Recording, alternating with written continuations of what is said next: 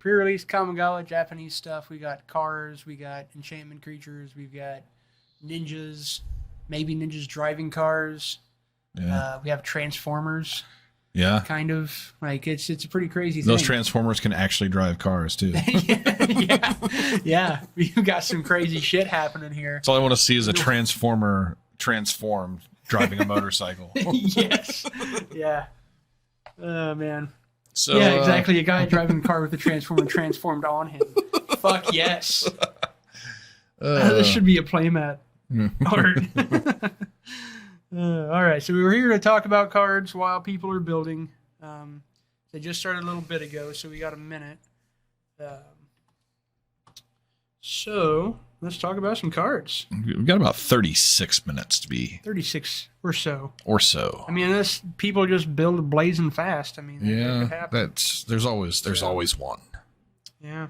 So what I think we should do, John, is talk about some of these commons, right? Yeah, commons are always the bread and butter, the glue, as one might say. Yeah, where do you want to start, man? I guess we can just run through some of the. Let's run through some of the base artifacts, because that's a pretty good place to start. Those are going to see a lot of play. Those are going to be pretty important to gel things together. Yeah. So what do you see, man? What sticks out to you?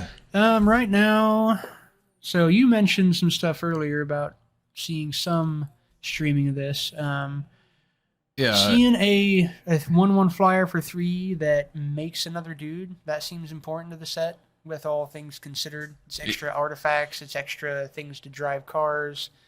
It's that seems pretty solid. Seems like it could be good. Yeah, I think the biggest thing is that a lot of the artifacts seem like there are several ways to recur them. Yeah, and kind of sack and recur type of strategies are going to be a thing. So that automatically adds value to all of your artifacts. And not to mention you have ninjas, which are a form of recursion.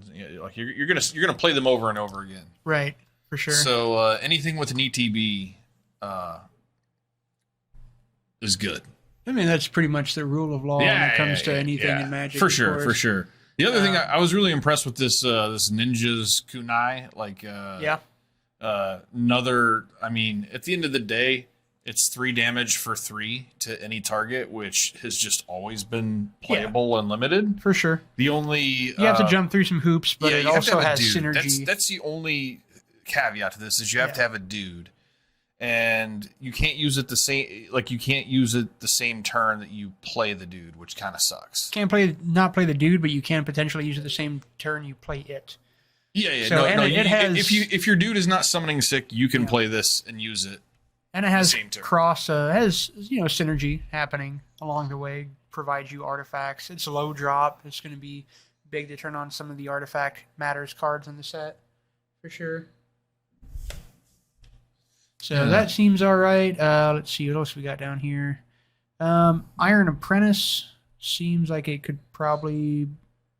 it's the newest version of those cards, but it seems probably underwhelming. Yeah, I would agree. I think that... what's this new thing where you get value if you have like a 1/1 counter, it's enchanted or it's equipped. I think that the 1/1 counter, and it's way too early to tell, honestly, but I have a feeling the 1/1 counter theme is going to be the worst of those. The modified theme. Yeah, I feel like equipping is kind of going to be where it's at. Yeah, well, I mean, equipping counts as modified. So yeah, I'm saying I think that you're going to see more modified things through equip than through 1/1 counter. Sure. I don't think that the 1/1 counters, like this card doesn't look as strong to me as like one of the creature / equipment guys. No. So what we can see here, there's a little bug up here that is definitely going to be one of the better uncommons. It's definitely Circuit Mender. This is the type of uncommon you're going to see it a lot limited. It's going to be a high pick because it just goes in any deck. I definitely would not have a problem pack 1 picking it just because it keeps you completely open. Yeah, and it's just a solid card. It's a solid card, and it's borderline constructed playable. Yeah, we've seen this card before that was almost good enough. Yeah, and this is a better version of that. It's a much better, like one extra toughness. basically the exact same text. Well, and also the fact that the second trigger says leaves. Yeah, is a yeah, big absolutely. This is going to be a great card to pair with ninjas. One thing I like about this is, it's going to be it's my pick for the best card to pair with ninjas, just because nobody wants to block this card. Yeah, exactly. You're drawing a card either way most of the time. So, yeah, huge fan of that card. So, talking about modified, right next to that card, we've got Walking Skyscraper, which seems to be a bit of a provided incentive in the set to lean into the modified mechanic. And if you could pull off a modified deck, that hypothetically speaking, it seems like it could be an okay 1 or 2 of in a deck, depending on how successful you are at the modified trope. Big ass dudes with trample that have some degree of spell evasion are always okay, at least. And let's be honest, I mean, this card is kind of a bomb if you can pull it off. Oh yeah. Well, and so all you really need is to get 2. Right? Yeah, I mean, for sure. For 6 mana, this is doable. Very much so. I mean, shit, in limited, sometimes even higher things can be, especially maybe not in a typical draft or maybe our league setting, but in a pre-release setting, that card could definitely do some work in just a rando sealed. I will say though that I do see where this format so far seems like it goes pretty wide. Yeah. And there's some pretty complicated board states, and so you can't play too many of these just because it's going to be a liability early on. Oh, yeah, no. It's only, definitely a couple of at the most. But there are a lot of loot effects, too. So there are a lot of ways around it. For sure. You can pitch it and bring it back later. So this high-speed hover bike is one of the more interesting vehicles in the set. I think it's kind of what I really want to see out of vehicle design in the future, and hopefully they lean into that. Things with ETBs. 2/2 flash flying, cruise for 1, gets to come in and tap a thing and then crack back and get somebody in for damage.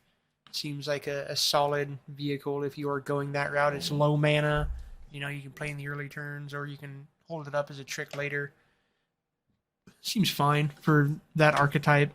Not saying that archetype is necessarily the best in the format here. Looks like, yeah. So yeah, seems all right though. That is definitely the right design. They've definitely improved vehicles in this set, but I think they really need to lean more into ETB type effects to make them more constructed playable. I think this is another card. I think this card plays really well with ninjas. Yeah, for sure. It's great for ninjas. Yeah. And that is why in the artwork there is I guess there's a rat featured. I mean, it taps a dude to get your first ninja in, and then actually becomes the dude that you're going to bounce next go round. So. For sure. Yeah, that card seems very solid because it has cross synergy applications, and that matters a lot. So coming up here, we've got some interesting cards. Patchwork Automaton seems like a very solid just artifact in general. It just seems like a solid card in this set. Yeah. We are getting into uncommons there, so some of these are we're less likely to see these today, but we very well could. I mean, we could see anything. To be honest, we're going to see mythics at some point. Yeah. Oh yeah, for sure. Let's get into. You can go over some of these multicolor. Yeah, I mean these are all just good. Yeah, let's be honest. Historically speaking, in Magic, uncommon multicolor cards always do something. You know, they're always solid cards somehow. So they all seem pretty okay here. We've got Jukai Naturalist, cheap guy to interact with the enchantment archetype, making your stuff cost less. That's always good. Black green Gloom Shrieker. Any creature that buys back permanence is also this always is good. A really good card. So I gotta say this. Sorry, Captain. And it's to point out historically these multicolor these gold uncommons are generally they generally tell you what each color combination is trying to do. Yeah, for sure. And I'm really skeptical about the white-red strategy. The kind of the creature attacking alone. I'm skeptical that it's going to be Yeah, a solid strategy. From what I've seen of the set, I don't think it seems super strong. But we could be wrong. We don't know anything yet. I mean, I guess it depends on what all your... So if you can get a giant 8/8 trampler or something, I suppose that, you know, that might be tacking alone. But most of the time, I don't think we're going to see a lot of just single brute force swings in this environment. So you've got then the white-black opposite, which is the enchantment and artifact matter thing in the set. And this thing's a boss. Oh, yeah. This is going to win a lot of games. Yeah, 4/4 for 5, already decent for limited. Enters the battlefield or attacks. If you control both conditions, you make a 2/2 with vigilance. Now that's just... Yeah, it's gonna do a Grave Titan impression. Yeah. And make vigilant fucking tokens, so it's kind of one up on Grave Titan. Like, it only makes one token. That's well, sure, yeah. Well, it costs one less mana. Yeah. For an uncommon, it is definitely it's lateral for sure. So that's super solid. So talking about modified, this invigorating hot spring seems like this is going to be the card. Huh? This is going to be the card. Like if you're trying to modify by getting 1/1 counters, I think this is the best. Also just the text it reads that modified creatures have haste. Yeah, also, that's just huge. I promise you right now, this is going to happen. We will have Patrick Mosher on stream, and he will be playing this card today. That's my prediction for the night. Yeah, no, that is a very interesting card. It could maybe, I mean, of course, we always want everything to cost less, and it could maybe look better costing 2. But maybe it'd have to have 1 less counter. But all in all, like appropriate for that archetype. Oni Cult Anvil, you get it's kind of an artifact sack archetype going on. I think this card's going to be busted. I think this card is going to be close to unbeatable at times. Yeah, I do. I think this thing's going to be disgusting. Yeah, I think you're going to be able to build some really disgusting decks around that card. No, there's a lot of synergy. That's where the that little artifact, we didn't talk about it yet on stream, but the go get a land thing, and then you can put a counter on something, like that plays well with that, because with this card, you really want to have artifacts that can sack themselves, to make sure you're always doubling up on the triggers. But yeah, it's super, super cool. It's very akin to a card that has been one of my pet favorite cards in all of Magic, Hidden Stockpile. Just low mana artifact, getting to impact the board immediately, build the board, exponentially, and then also having a really relevant trigger right off the bat. Solid card for sure. So I want to talk about this white-blue. This is probably one of the better vehicles, I'd have to say. Since it creates things to crew the vehicles, that makes a lot of sense for that archetype, and definitely identifies that the vehicles are a white-blue archetype for sure. Oh, yeah. Definitely is. It's a little weird that you have to actually attack with it to get the creatures to crew it. Conceptually, it's super weird. So it's it is. It's like a car that makes clones of its pilot, I guess. Yeah, yeah. But crew 2, 3/4 body seems all right. Yeah, and then last one I want to touch on in this class was this Colossal Sky Turtle. Just seems great, honestly. I mean, 2 mana bounce, always playable and sealed. 3 mana, get a card back, amazing. And then late game, you get a 7 mana turtle that's just going to squash your opponent. Yeah, for limited play, that thing seems fucking awesome.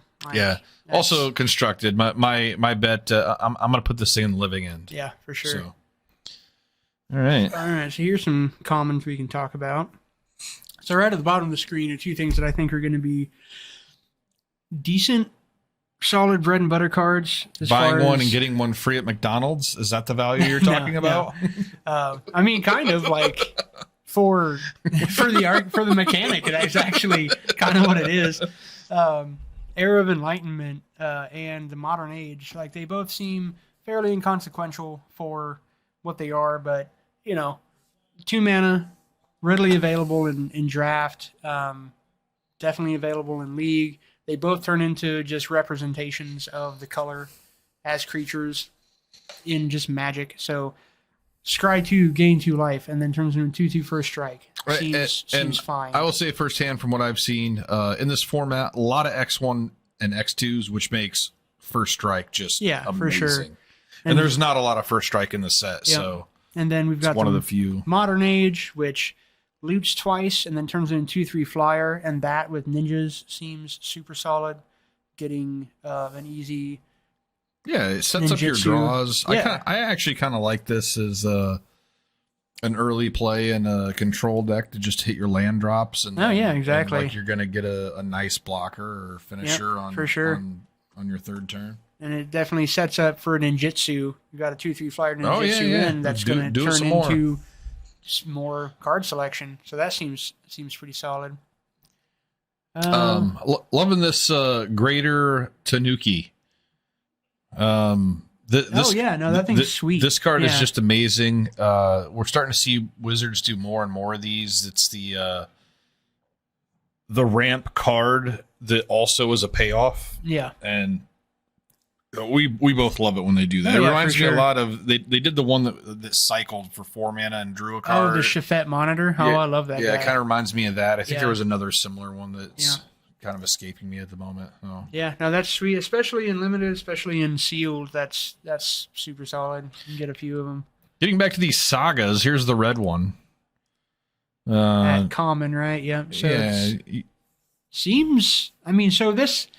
If you're doing the white-red strategy, this actually, it's funny. The white-red uncommon that we thought defined the white-red strategy, this actually goes against because I guess it depends on the situation, but it pumps your team at one point, so that's a little off of that. I'll tell you what I dislike about this one, and I think it's my least favorite of this cycle. I think that if they switched 1 and 2, I'd like it better. Yeah. Because the problem with gaining control of your opponent's creature with this is you're getting control of the creature after you just spent 5 mana on this. I would prefer to give me a turn to find a way to sack the thing I'm gaining control of, because once you spent 5 mana for this, you're probably not going to have any mana left over for any sack effects. So that is the one thing I kind of dislike about this. Well, it depends on what the sack effects are. So the one sack effect is that black-red thing. Does that cost mana? Yeah. So there's at least a couple, but there are some free ones, but just in general, you're gonna need some extra stuff. Because that was always the problem with these effects. Because normally they're like 3 mana. Yeah. And finding something that's cheap enough to pair with it. You're looking for 2-drop sack effects to really take advantage of them, and this one costing 5. It is going to be harder to set up actually getting value off of taking their creature for sure. Now, and the cost is, I feel like it should maybe be 4 because all you're getting anyway at the end of it is a 3/3 trample haste. So, sure. 5 mana for that because the 2 things are conditional already. And so if you had to play that into an empty board, all you're getting is a 3/3 trample haste for 5. I know it's a common, but when we're looking at some of these other commons that are giving you such better rate, I feel like, look at the Modern Age and Era of Enlightenment. Those are just flatly just so much better than that and appropriately costed and not too powerful. So I think they could have done a little bit better there. Definitely a weaker card. So Lethal Exploit. Obviously going to be some premium removal in the set. I really love these, the old neg 2, and this to me this will occasionally be a neg 3, or neg 4, but for the most part it's going to be neg 2 most of the time. Yeah, which is still effective as we talked about. And the thing I love about this because it's not just removal; it's also a great combat trick. And I hate playing combat tricks. This is the type of combat trick I'm okay playing. In all my history in Magic, that's what I've always loved about neg shit. That's why one of the reasons why I love black so much is because it does that, and that shit gets around so much, and you have so many applications. And I really think that modified isn't going to be maybe the strongest archetype, but modified essentially can be incidental a lot of the time. So a lot of the modified cards, I think, are going to be more incidental value cards that fall into some other existing archetypal deck. Because probably through all of these, the main archetypes of this set, you're going to end up with modified shit. So it's like just an incidental upside most of the time. And I think that's probably how people should try to treat it and look at it. Instead of like leaning into it, just be like, hey, this is I'm going to get some upside on this somehow, sometime, but the card's still okay, regardless, This Tamiyo's completion, I'm not super optimistic about how this is going to play out. I feel like 4 mana removal in this set will be fine, but the fact that it keeps the thing around when there are so many things that care about having artifacts and enchantments. What do we got going on up here?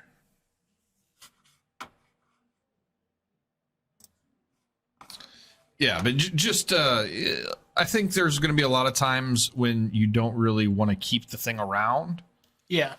Granted, it is blue removal, which you don't really... You never get rid of a thing usually anyway. have. The other thing that's kind of awkward about these in this set is there's a shit ton of excessive enchantment and artifact removal. Right. And I think it's going to be main deckable. Oh, absolutely. And so yeah. It's just not as permanent of an answer as what you'd like. For sure. And what this card probably would be in a lot of other sets. Yeah, if you can't end up, getting something else with it, then if you can't, if you have nothing else to play, then it'll be playable to a point, but at the end of the day, it's definitely not exactly where you want to be. So here's some interesting cards. Once we move up a little bit, we've got You're Already Dead, which is a pretty interesting card. As far as I'm excited about this one, John. I am. Oh yeah, no, I am too. And so in limited, it pairs with token stuff. Yeah, and in constructed, it pairs with token stuff. I'm not sure what the best pairing is here. So I was a little pessimistic about how well this would actually play out. But the thing I like about this card in this set is I think there's a lot of chump blocking. Yeah. The presence of ninjas. And granted, you're going to see ninjas even if it's not a ninja deck because the cards are just good and they're good to for sure. And so I feel like the ninjas mean that people are going to be putting bodies in front of things more often. For sure.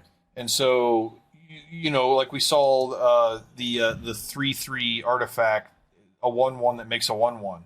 Right. You're going to see a chump block with that 1/1 servo and then mopping it up with this card. I mean, I think you're going to see a lot of that. And that's where I'm optimistic about this card. Yeah. Yeah, definitely. Now, there's a fair amount of token stuff happening.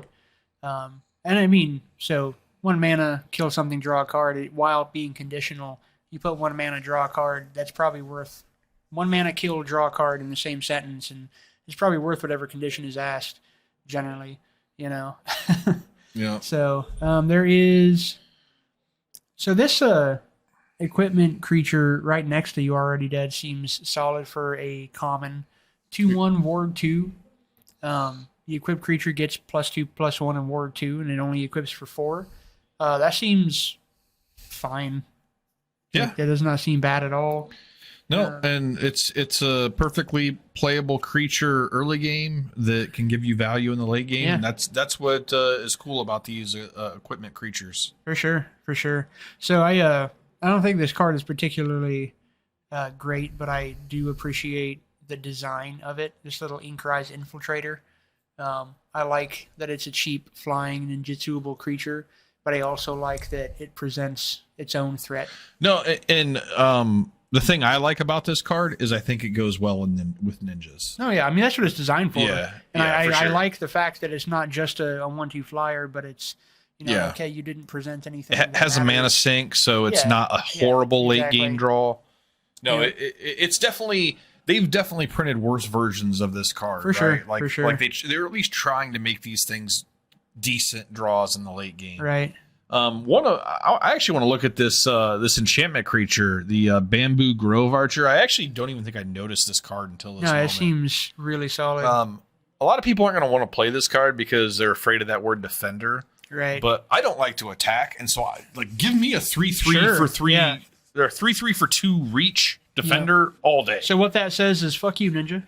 Yeah, exactly. Fuck you, Ninja. Yeah, I love it. And then shit. yeah, pitching it to destroy a creature with flying. Yeah, that's just great. And it's just another enchantment matters turn on. Which I think this is the we kind of touched on the channel ability with the turtle. You just pay this alternate cost, discard it from your hand, and you get this other little effect. Which is an activated ability, and you cannot counterspell that. Yeah, there's a counter spell we'll get to later, which is kind of cool because it's kind of an uncounterable counter spell unless you have a stifle effect.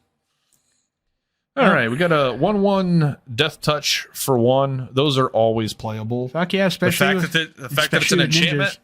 The fact that it's an enchantment and a ninja, extra value. Oh yeah, for sure. That is a great way to get your ninjas through because nobody's going to block a Death Touch most of the time, unless they have tokens. So then we've got the Moon Circuit Hacker, cheap ninjutsu, enters the battlefield, loot or just draw if you have the condition met. Super solid common. Definitely important. I'd like to point out that Unstoppable Ogre is a card that you should never put in your deck. Yeah, it seems really bad. Yeah, it just trades with every 1-drop. Yeah, any X1. If he had haste, you could maybe make a case for him, but he doesn't, so you can't. Yeah. So here's a saga that I'm not a huge fan of.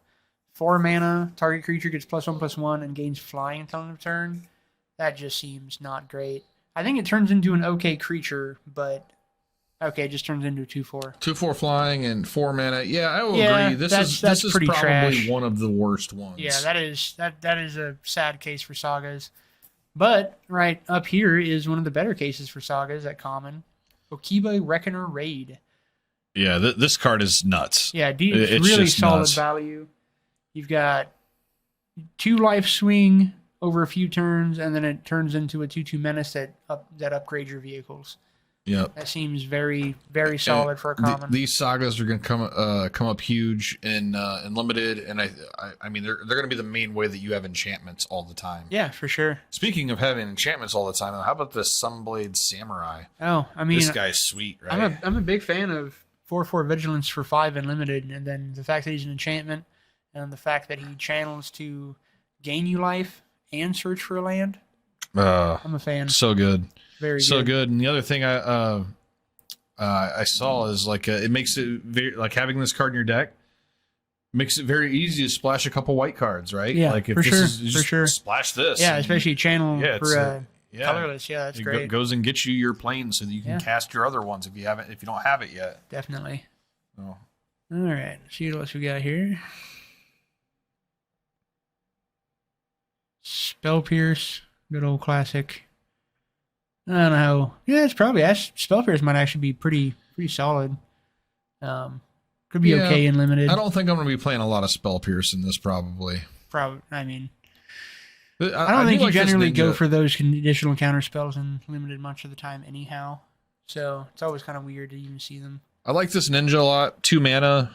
Gain a little bit of life off your unblocked creature, and it's an artifact. Right. Seems fine. Good gel card.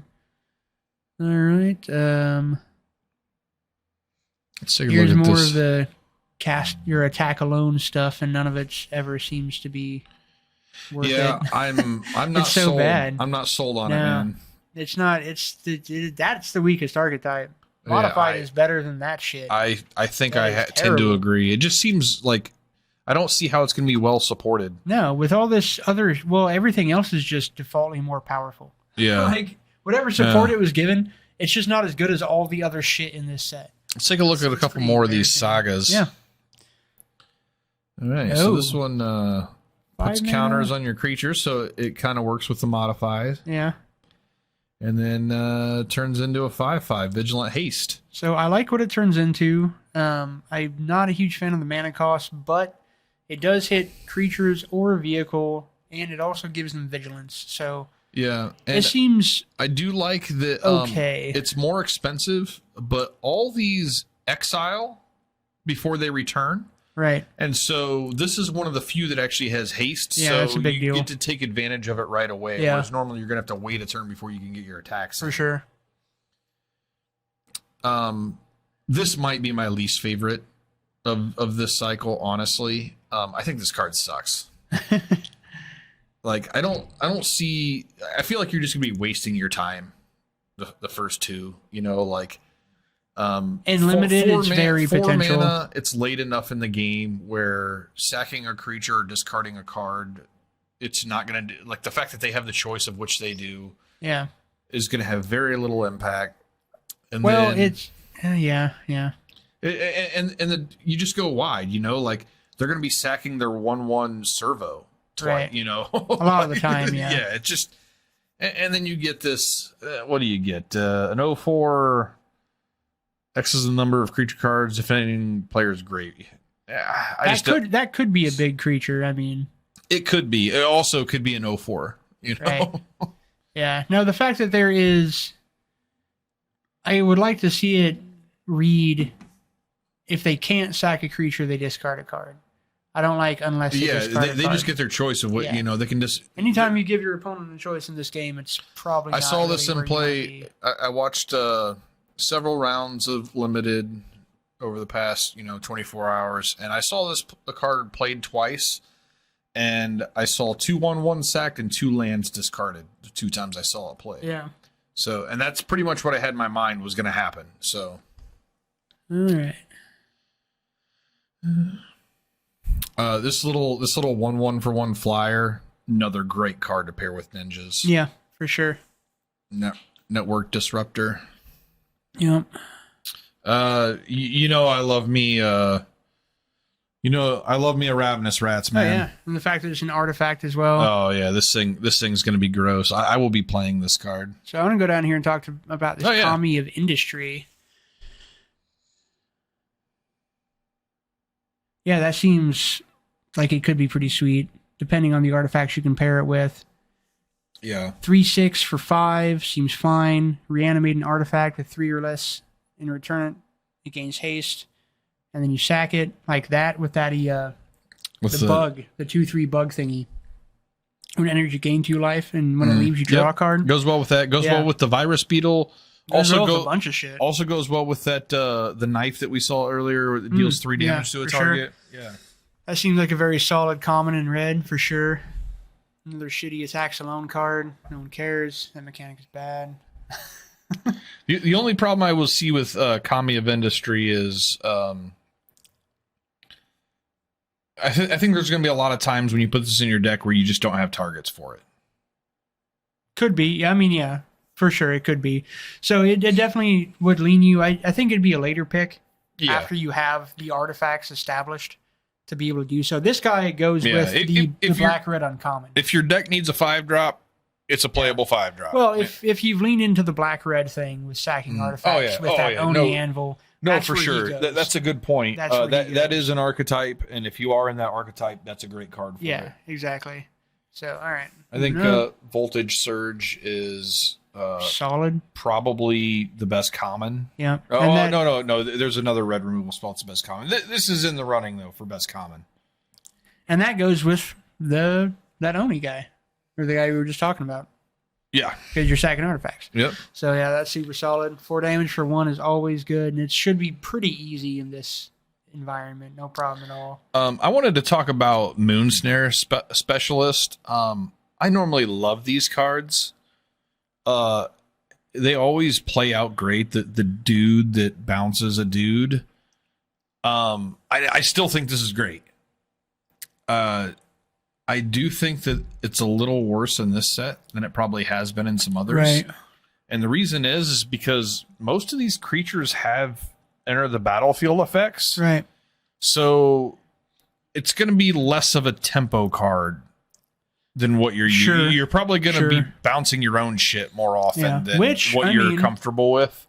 I mean, you might be, but the thing is, with as much ETB as there is, maybe you'll be very comfortable with that.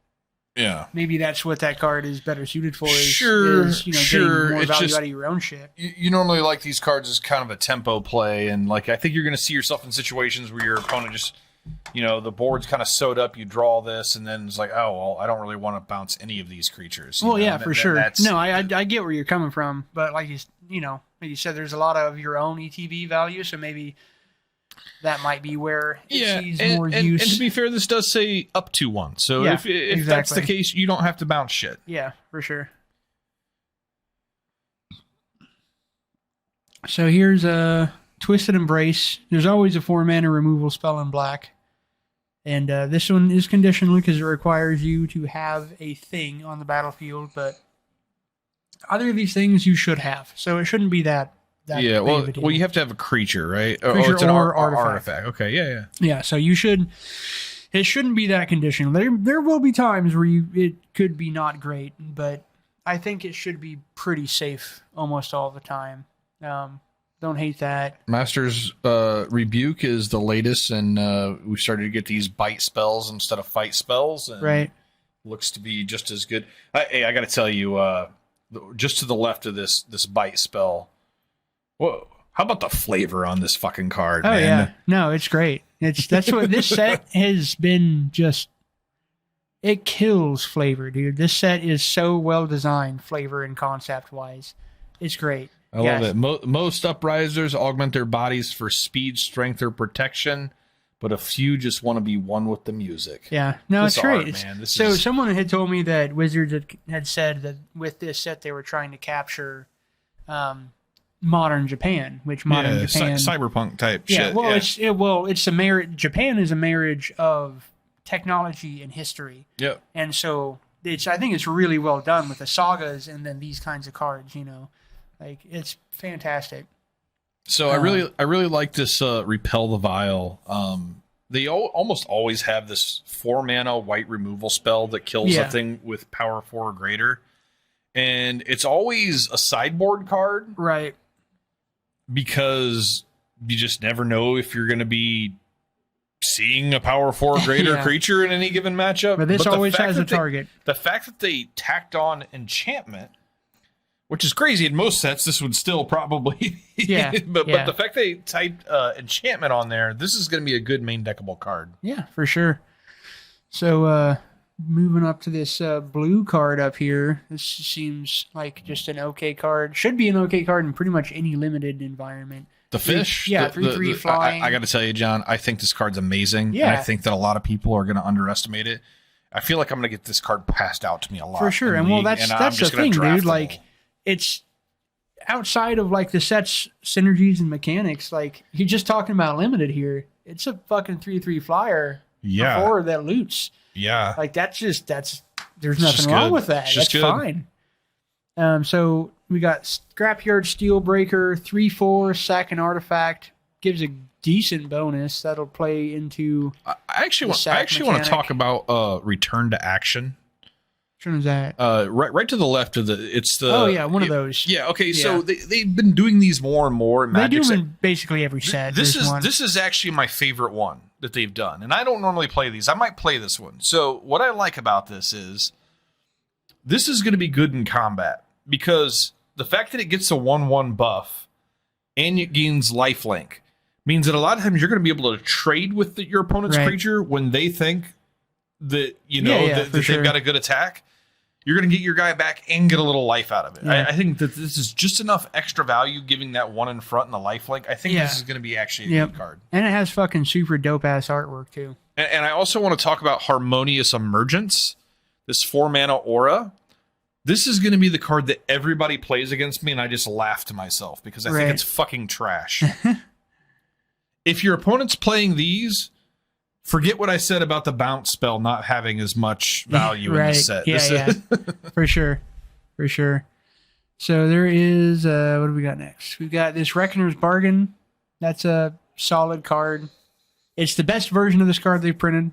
And we've said that a lot. Yeah. We've said that a lot. Yeah, they're doing the best version of some cards. That's what this set has done, and that's why it's really solid. It's a classic sack a dude, draw cards, but it's an artifact or creature, and you get to gain life equal to the mana value of the card, so that's pretty okay. Yeah, it's going to play like we saw the red-black sacrifice theme. Oh, yeah, the signpost uncommon. It's going to fit really well with that. So, Kami's Flare is, let's just throw that out there real quick. That's the best common in the set. 100%. Just great removal. Yeah. And it's better, like 3 damage for 2 is always playable. This actually has a little bit of that the blaze effect that you still see and in the upside should be really easy, especially but in I limited. think what really puts it over the top for me is this kills 85% of the creatures in the format. You know? For sure. Like what we see up above, in the row up above, you see 3-4 toughness creatures. That is not going to happen very often. Right. So we've got Lucky Offering, just classic artifact destruction, gaining some life. Seems solid. I think that one's actually going to be possibly more of a sideboard card just because it only hits artifacts. And you know, they play a 4-drop artifact and you have this in your hand, it's going to feel bad.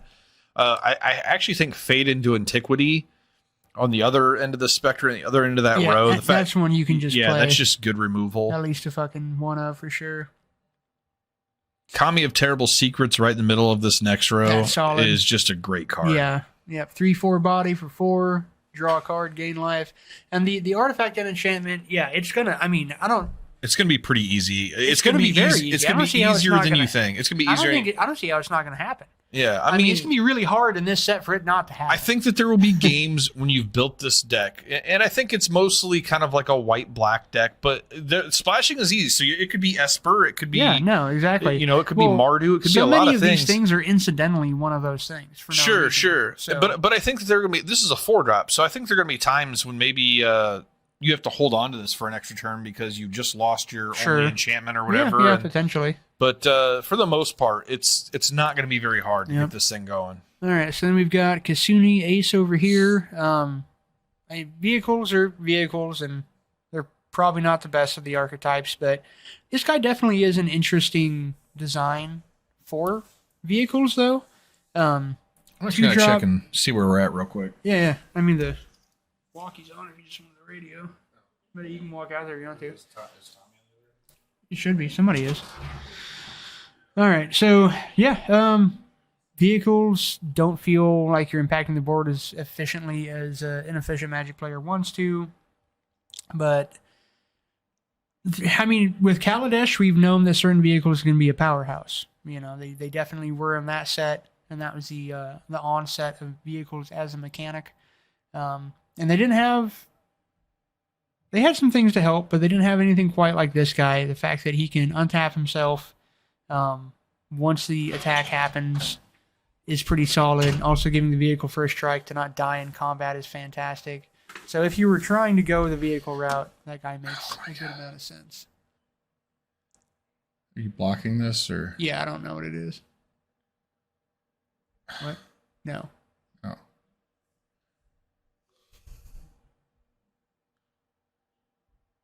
The computer is not. Yeah, I don't.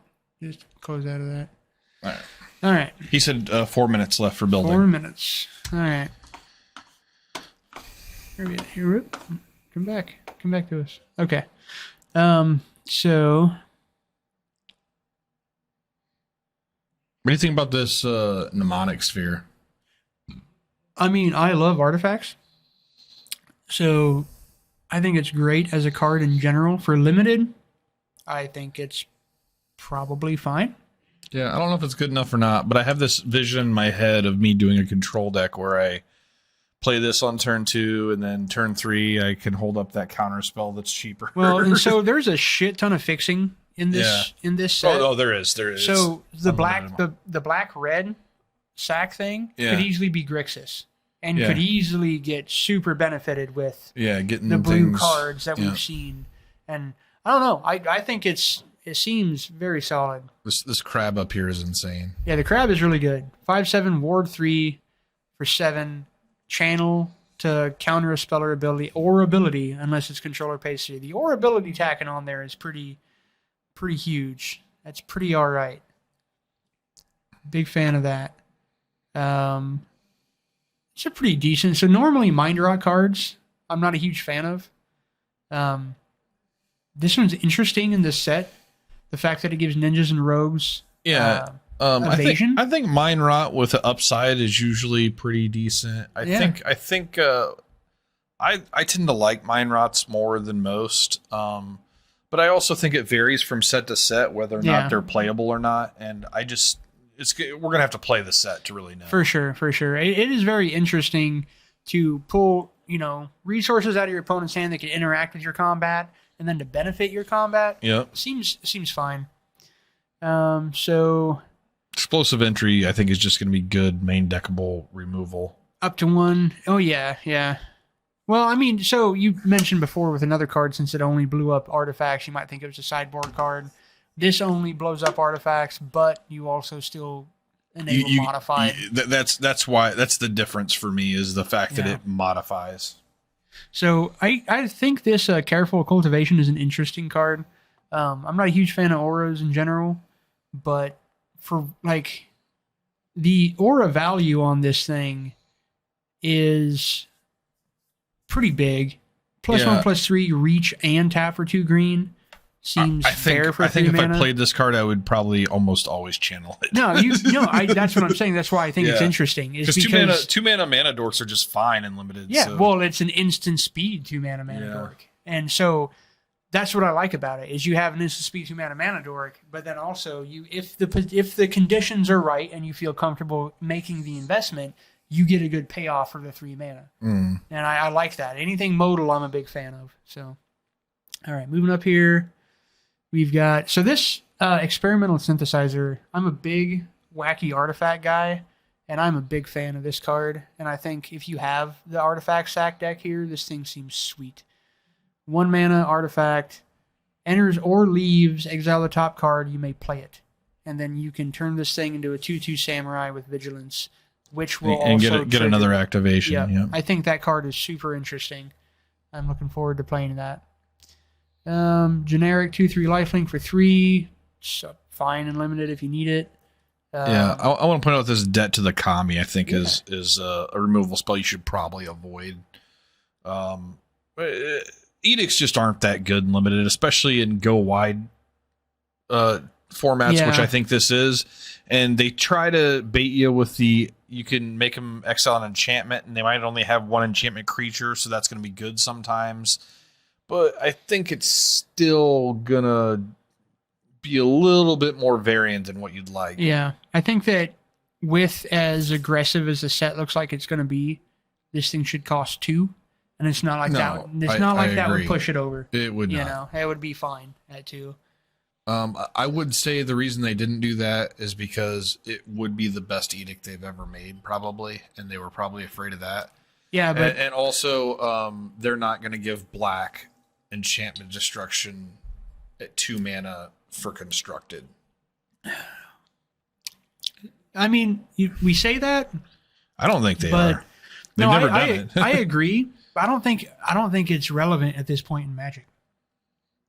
There's already so many answers to everything that what would that really do? I mean, I guess they have. They did make the 2 mana kill an enchantment, but you have to lose life equal to its whatever. With all the other stuff, like if they were worried about constructed Magic, there's answers. But I mean, it's just like I don't know why they've decided to give that to black, because it's never been part. It's never been part of the color pie. Like red's not getting enchantment removal. Like what's going on? All right, so that looks like we are good to go. So we're going to be here back in a minute with your first match.